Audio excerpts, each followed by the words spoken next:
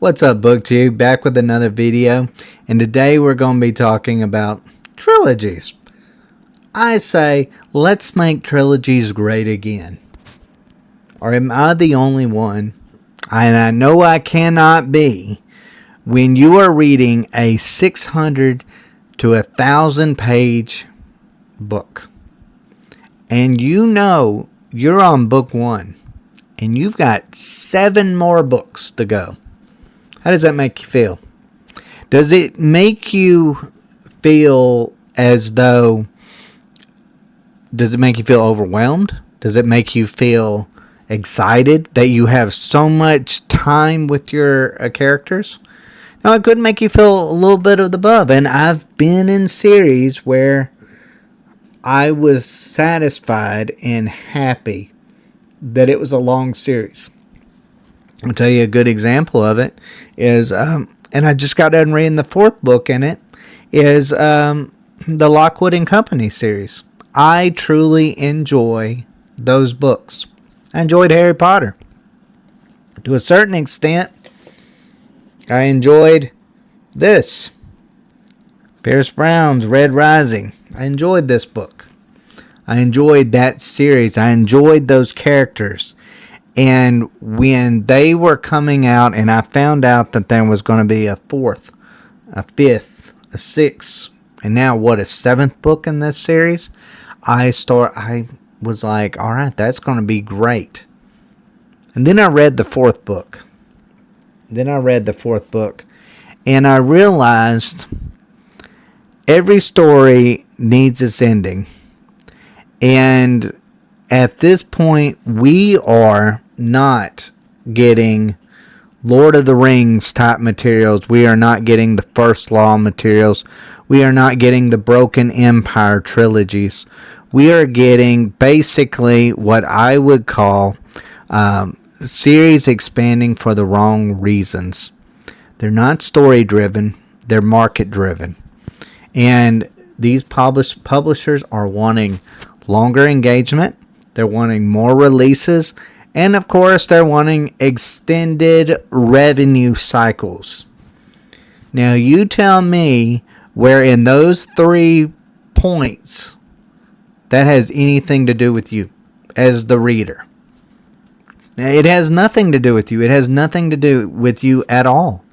It has nothing to do with your enjoyment of these series. It has nothing to do with the endings of these series, the happy endings that you dream for these characters, the conclusions to these stories. It has nothing to do with that. It has to do with the longer engagement, the more releases, and the extended revenue that they can get from these books. That's where books go wrong. That's where series go wrong, in my personal opinion.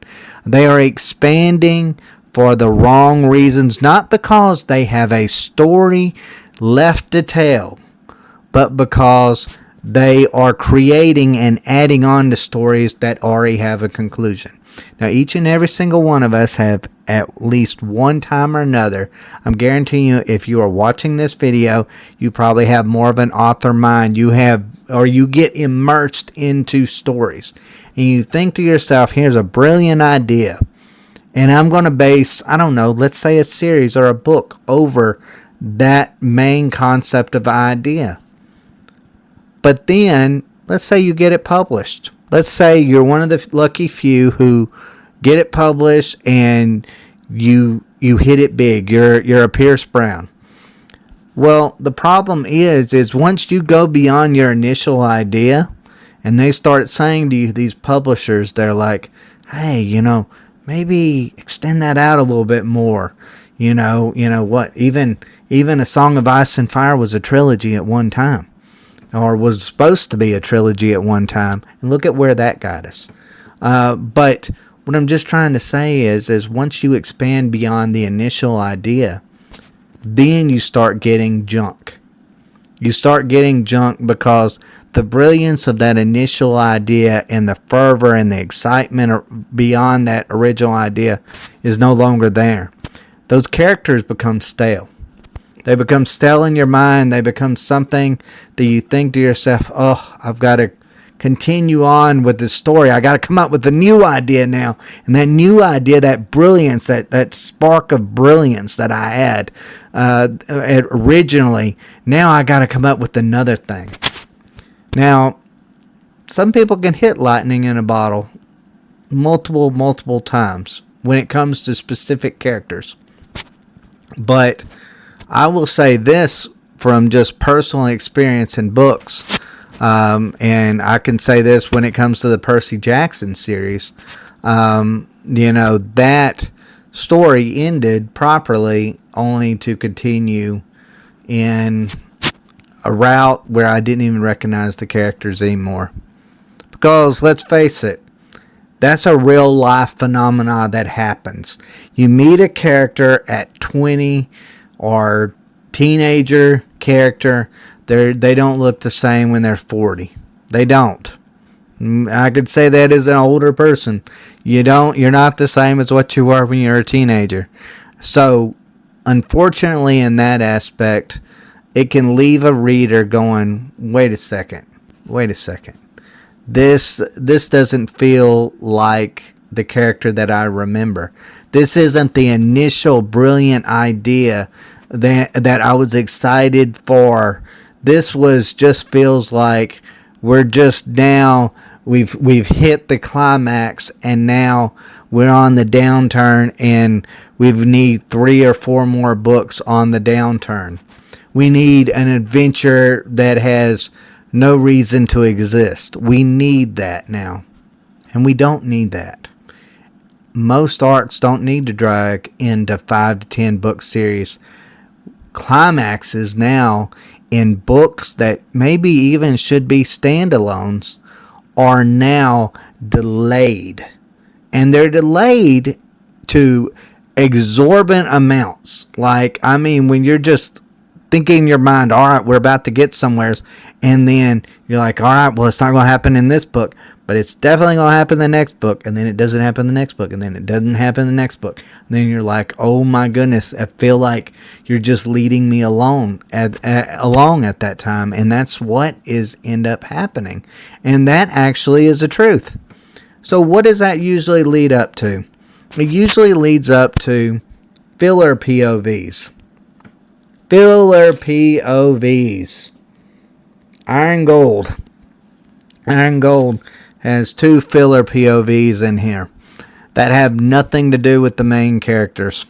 And it left me just going from Red Rising being one of my absolute favorite 5-star reads, 3 books in a row, to thinking less of the original, because the payoff after the fact, that happy ending that happened after it, no longer, those characters don't feel like I remember them. And they're not as great as I once thought they were. It's sad. Truly is sad. It's not how I want to remember it. I tell you, I get sick and tired of it when it comes to a story that had a perfect ending only because of greed, and only because of publishers that they push it forward, or an author trying to hit that next big score.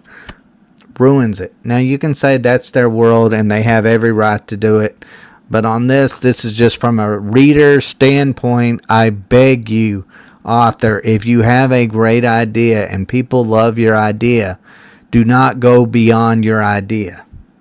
Keep it within the confines of your specific idea that is the brilliant one. Do not try to expand it into something larger than what it needs to be. We don't need fluff. We never need fluff. We don't need filler POVs. We don't need side plots that don't get resolved. And we don't, especially need mid-series stagnation. We don't need that. Or extra stagnation after the fact of the series ending. Which, that's another big problem. Talk about mid-series stagnation in larger series. You hear about this all the time when it comes to the Wheel of Time. About, hey, you'll hear people say, most brilliant series of all time. if you can get past book 4 or 5 or whatever.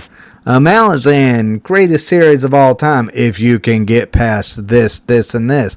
And I just think, how is it a great series if you have 2 to 3 books that suck? How does that work? How does that specific thing work? It makes no sense. That's like saying, well, my team is the greatest team that has ever lived. And except in these 4 or 5 games. Well, if you're in football, you got 17 games, and you're like, well, you failed in 5 games. Are you going to really be known as the greatest of all time? Probably not if you stunk 5 times and got blown out 5 times. Probably not going to go down as greatest ever of anything. So that is my biggest problem when it comes to that, is padding has replaced purpose in so many different ways. Things have become the Naruto. And if you understand my reference of this, Naruto and Dragon Ball Z are 2 of my favorite series growing up as a child.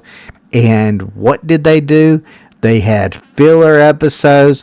They had training montages that were whole episodes or whole arcs of just training and doing nothing.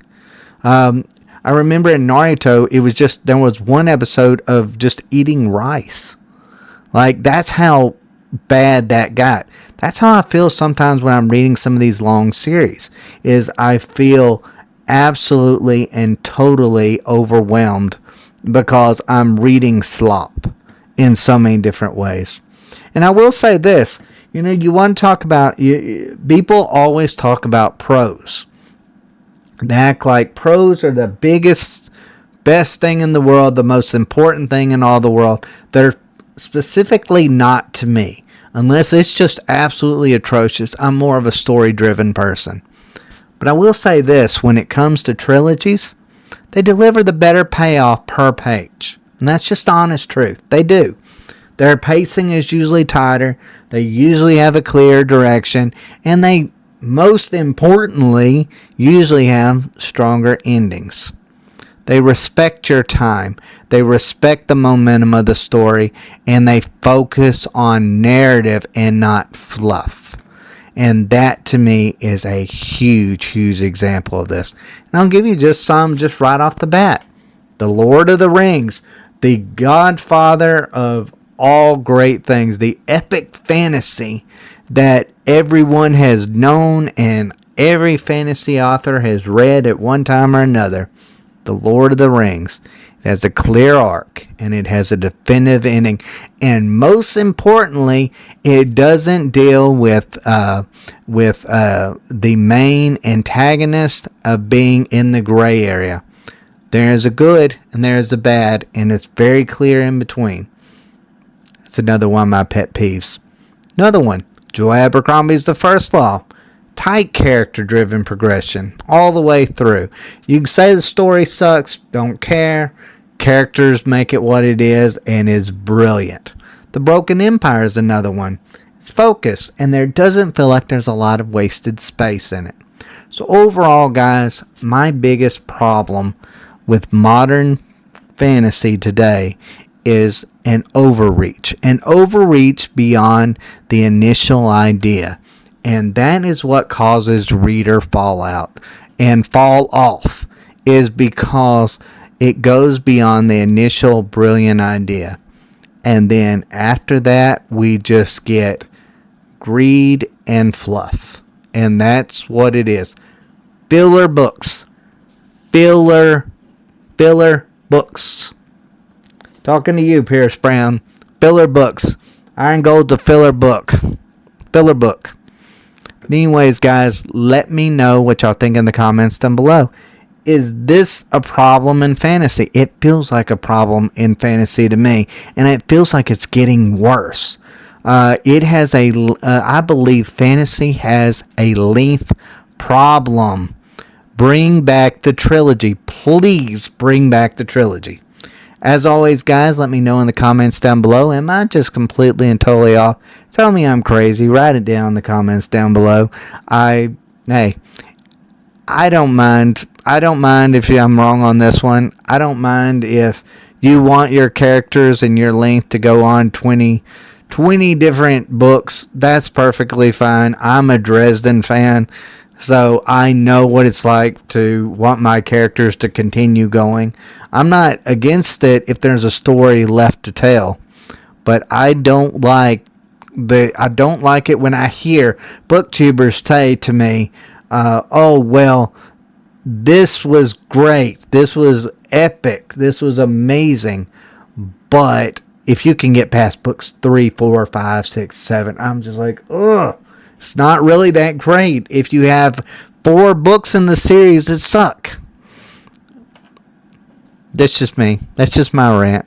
As always, guys, thanks for watching, and y'all take care.